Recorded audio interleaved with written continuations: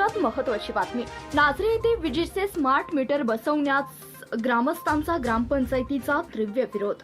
नाझरे तालुका सांगोला येथे सध्या महावितरण कार्यालयाकडून स्मार्ट मीटर बसवण्याची मोहीम सुरू आहे, परंतु स्मार्ट मीटरमधून ग्राहक कोंडस नावाप्रमाणे स्मार्ट न होता अधिक चिंतेत आहेत व या मीटरमधून अधिक वीज बिल येत असल्याची अनेकांची तक्रार आहे व ग्रामस्थ व ग्रामपंचायतीचा यास विरोध आहे। तरी मीटर बसवू नये याबाबतचे निवेदन नाझरे महावितरण कार्यालयात देण्यात आले।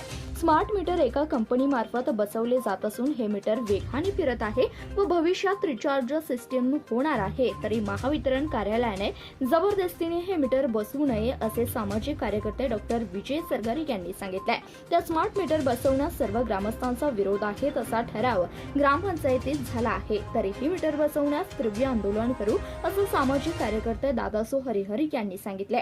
स्मार्ट वीज मीटर लावणे बंधनकारक नाही। वीज कायदा 2003च्या कलम 55 नुसार स्मार्ट विविध मीटर लावणे बंधनकारक नाही व भविष्यातील लूटमार थांबवण्यासाठी जनतेने या तीव्र विरोध करावा व हे मीटर बसवणे अनिवार्य नाही। माननीय रविराज शेटे, नाझरे। धन्यवाद। पाहत रहा CBS न्यूज मराठी।